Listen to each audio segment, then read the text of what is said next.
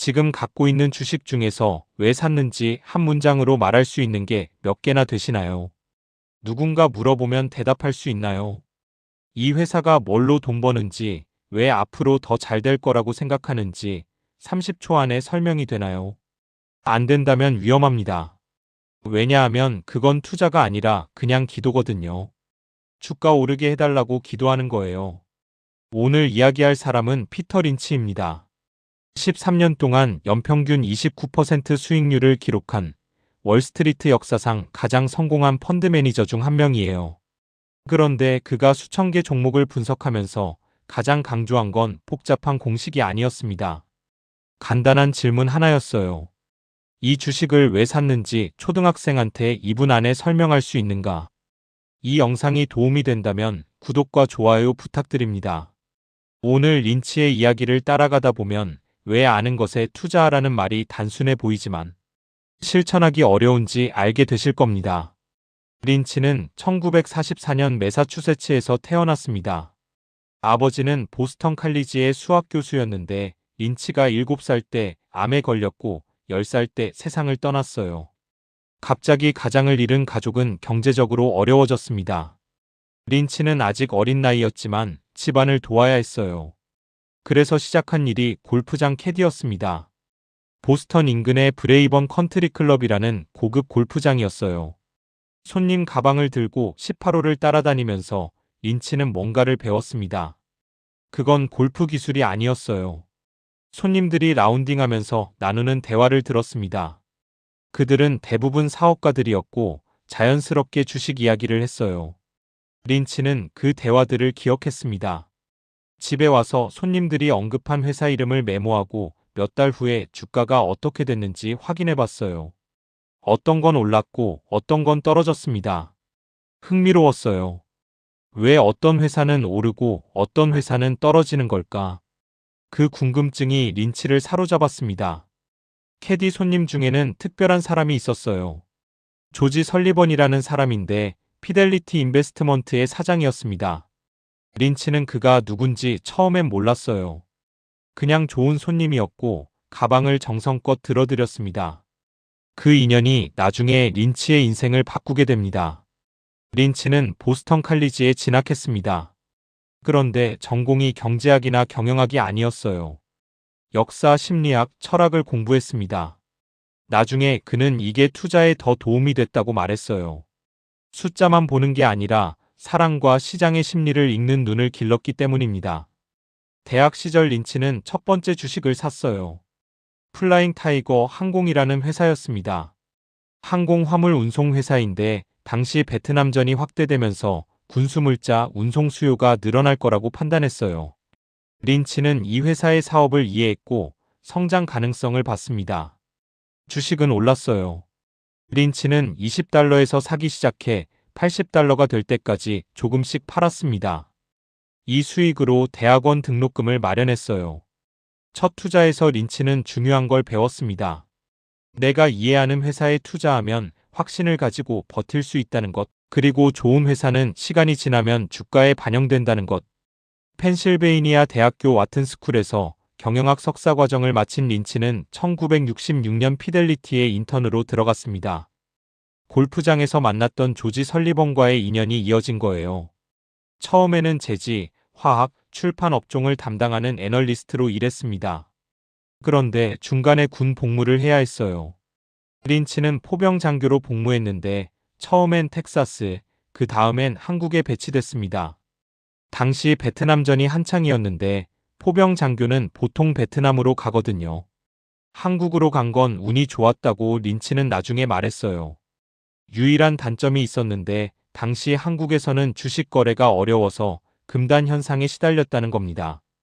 군 복무 중에도 린치는 투자를 멈추지 않았어요. 메인 슈가라는 회사에 투자했습니다. 감자와 사탕무의 수확 시기가 다르다는 점에 착안해서 메인주의 서늘한 기후에서 저렴하게 설탕을 생산할 수 있다는 아이디어였어요. 그런데 결과는 실패였습니다. 그 지역 농부들이 예상보다 보수적이어서 사탕물을 재배하려 하지 않았고 회사는 원료 부족으로 파산했어요. 린치는 큰 손실을 봤습니다. 아이디어가 좋아 보여도 현장의 실제 상황을 모르면 실패할 수 있다는 걸 뼈저리게 배웠습니다. 1969년 제대 후 린치는 피델리티에 정식으로 입사했어요. 섬유, 금속, 광업, 화학 업종 애널리스트로 일하면서 실력을 쌓았고 1974년에는 리서치 부장으로 승진했습니다. 그리고 1977년 33세 나이에 마젤란 펀드의 운용을 맡게 됩니다. 당시 마젤란 펀드는 인기가 없었어요. 운용 자산이 600만 달러에 불과했습니다. 피델리티는 다른 인기 없는 펀드와 합쳐서 1800만 달러 규모로 만든 다음 젊은 애널리스트였던 린치한테 맡겨버렸어요. 어떻게 보면 별로 기대 안 하는 펀드를 신인한테 맡긴 거죠. 린치는 달랐습니다. 그는 첫 해부터 종목을 발굴하기 위해 미친 듯이 뛰어다녔어요. 다른 펀드 매니저들이 사무실에서 보고서를 읽을 때 린치는 밖으로 나갔습니다. 공장을 방문하고 매장을 돌아다니고 직원들과 이야기했어요. 그는 연간 수백 개의 기업을 직접 만났습니다. 아직 인터넷이 없던 시절이었으니까 전국을 비행기로 날아다녀야 했어요. 린치의 투자 철학은 단순했습니다. 자신이 이해하는 회사에 투자한다. 그리고 그 이해는 책상에서 얻는 게 아니라 직접 보고 느끼는 것이었어요. 그는 기업을 6가지로 분류했습니다. 저성장주, 대형 우량주, 고성장주, 경기순환주, 턴어라운드주, 자산주. 각각의 유형에 따라 다른 접근법이 필요하다고 봤어요.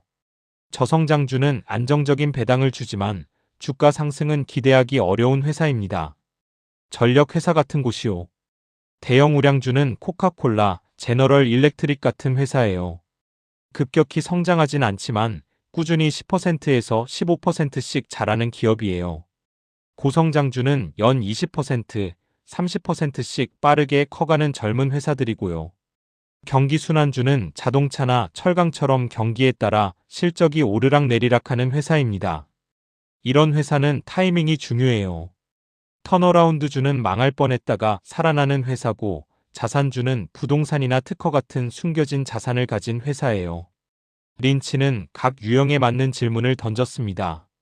저성장주면 배당이 안정적인가를 보고 고성장주면 성장률이 지속될 수 있는지를 봤어요. 턴어라운드 주면 현금이 얼마나 있고 부채는 어떤 구조인지를 확인했고요. 하나의 공식으로 모든 주식을 분석하지 않았습니다. 가장 중요한 건 그 기업이 왜 돈을 버는지 알아야 한다는 거였습니다. 린치는 이렇게 말했어요. 주식을 사기 전에 나는 혼잣말을 한다. 왜 이 주식에 관심이 가는지, 이 회사가 성공하려면 뭐가 필요한지, 앞길에 놓인 위험은 뭔지. 2분 동안. 그리고 이 설명을 아이한테 해도 이해할 수 있어야 한다. 공부하지 않고 주식을 사는 건 카드를 안 보고 포커를 치는 것과 같다. 린치의 유명한 말입니다.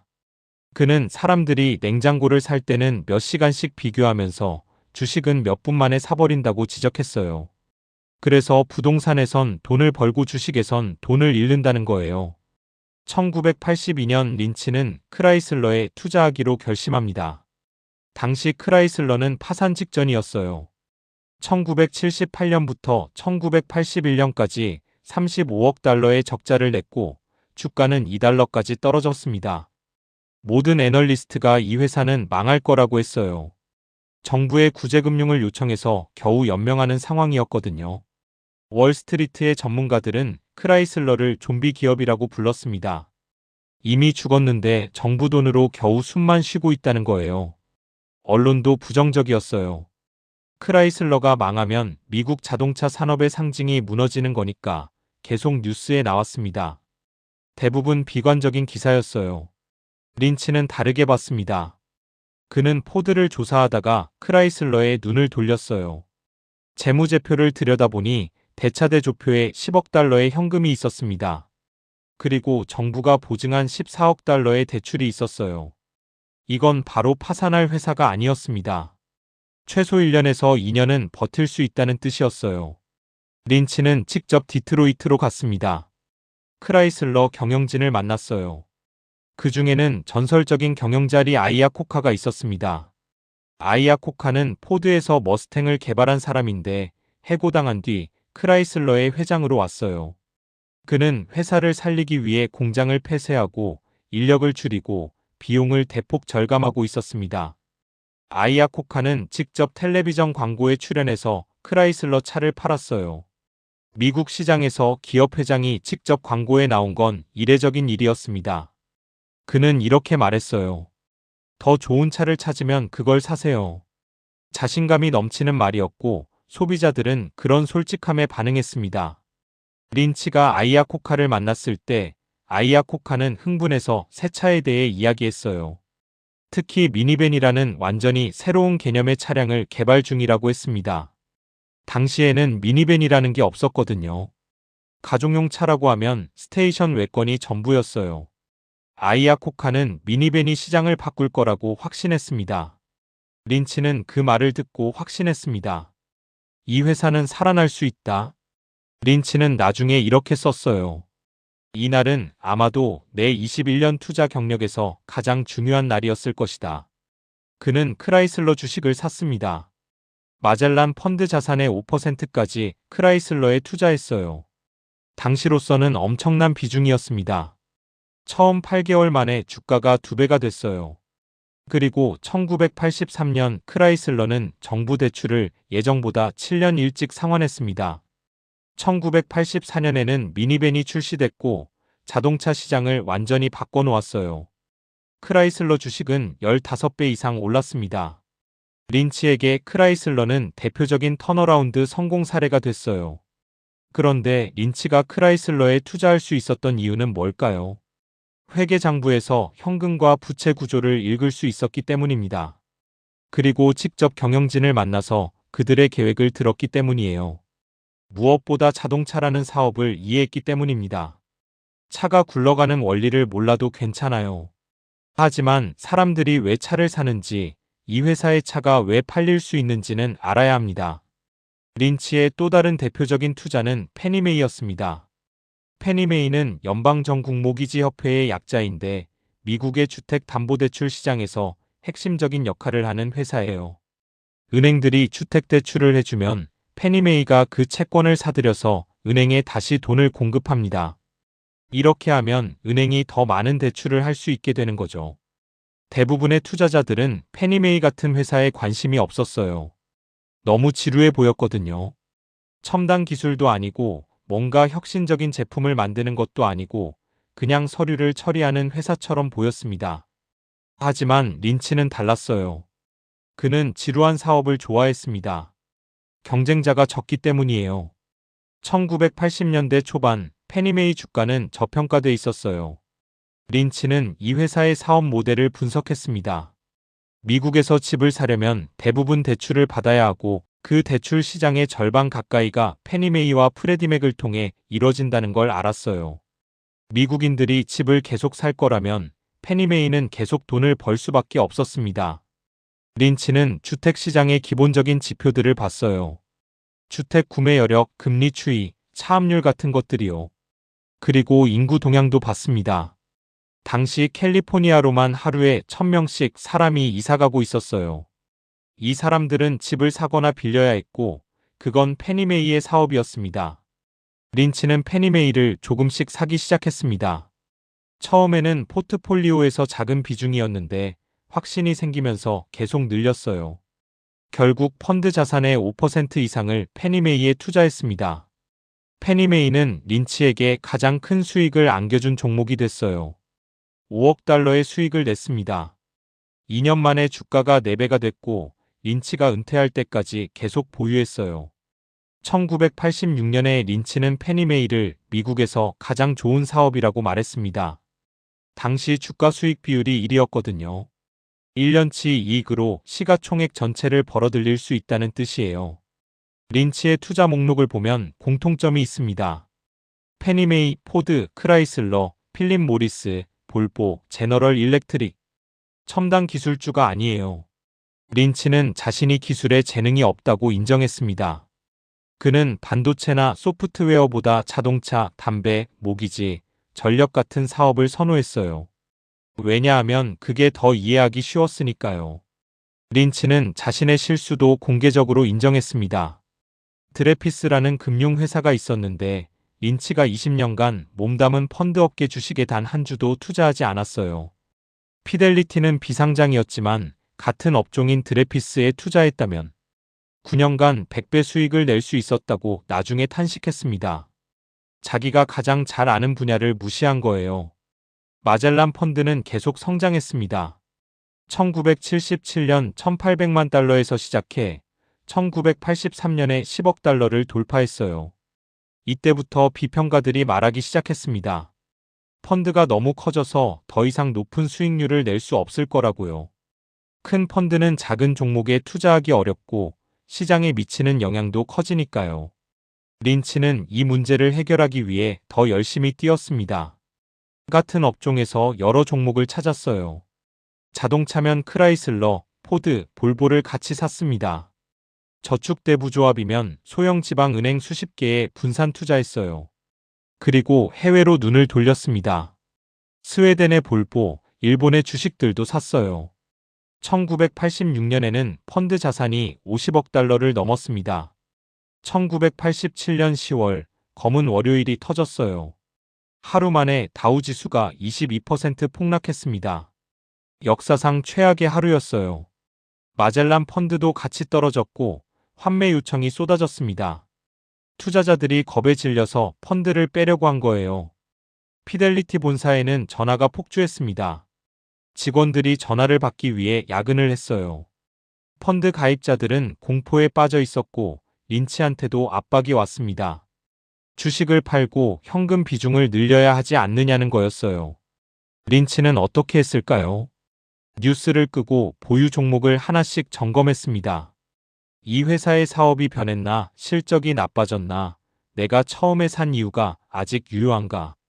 주가가 떨어진 건 맞지만 회사의 본질은 변하지 않았어요. 어제까지 좋았던 회사가 하루 만에 나빠질 리가 없잖아요. 린치는 확신이 있는 종목은 오히려 추가로 샀어요. 시장이 공포에 빠졌을 때 린치는 침착하게 기회를 찾았습니다.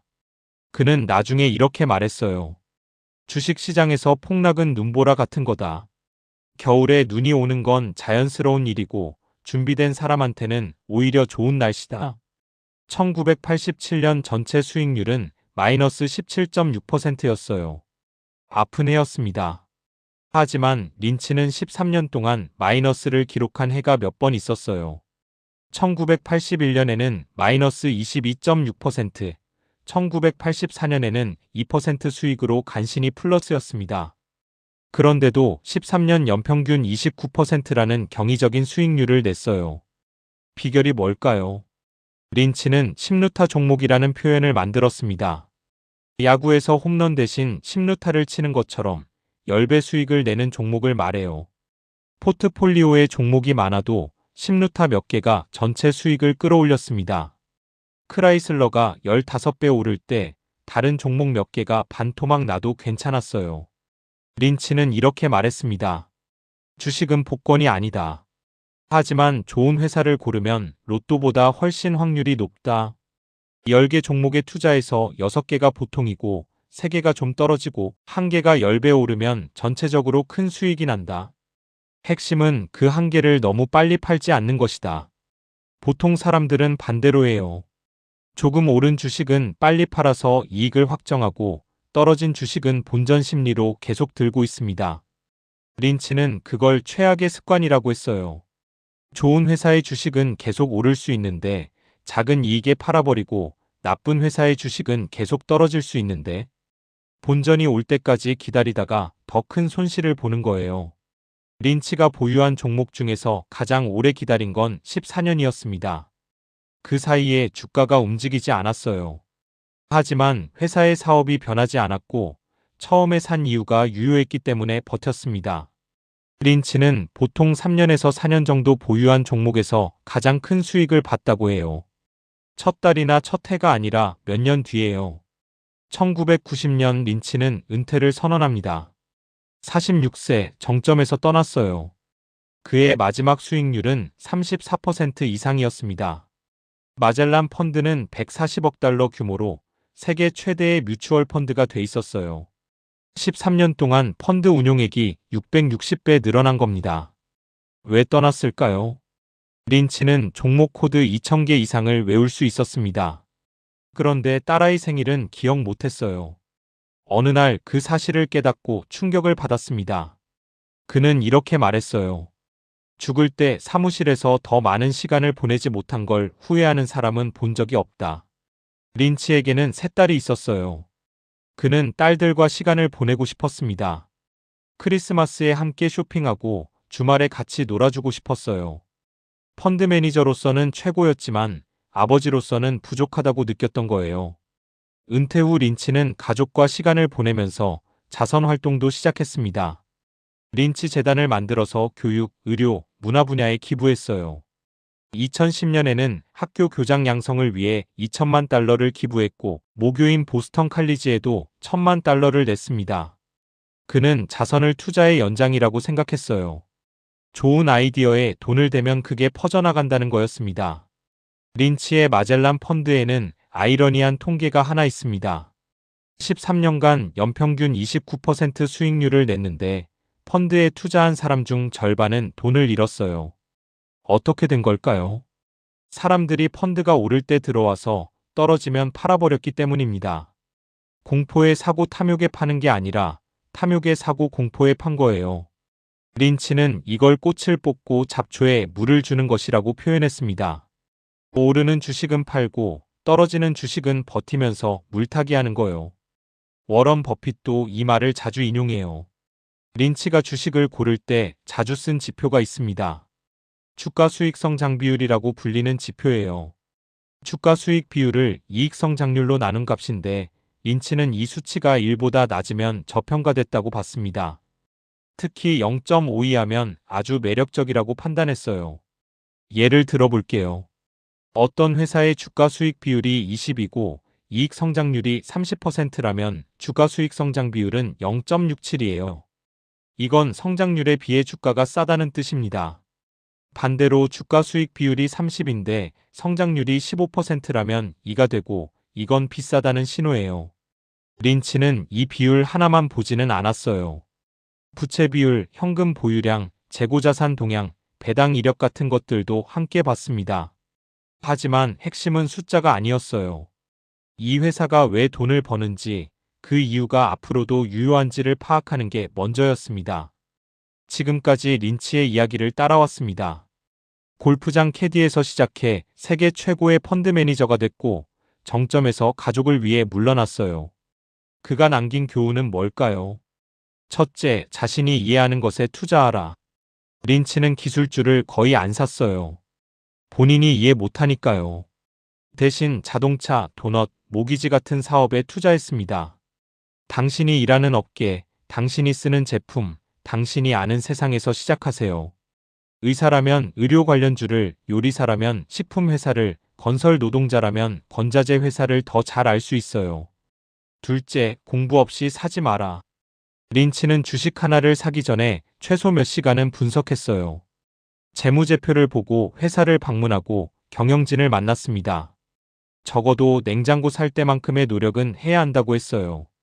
우리는 10만 원짜리 신발을 살 때도 후기를 찾아보면서 100만 원어치 주식은 5분 만에 삽니다. 셋째, 왜 샀는지 설명할 수 있어야 한다. 초등학생한테 2분 안에 이 회사가 어떻게 돈을 버는지 말할 수 있어야 해요. 못하면 사지 마세요. 그건 투자가 아니라 도박입니다. 이 회사는 뭘 팔고 누가 사고 왜 계속 살 건지 설명이 돼야 합니다. 넷째, 시간을 편으로 만들어라. 좋은 회사는 3년, 4년 때로는 10년 이상 걸려서 진가를 발휘해요. 린치의 큰 수익은 첫 달이 아니라 몇 년 뒤에 왔습니다.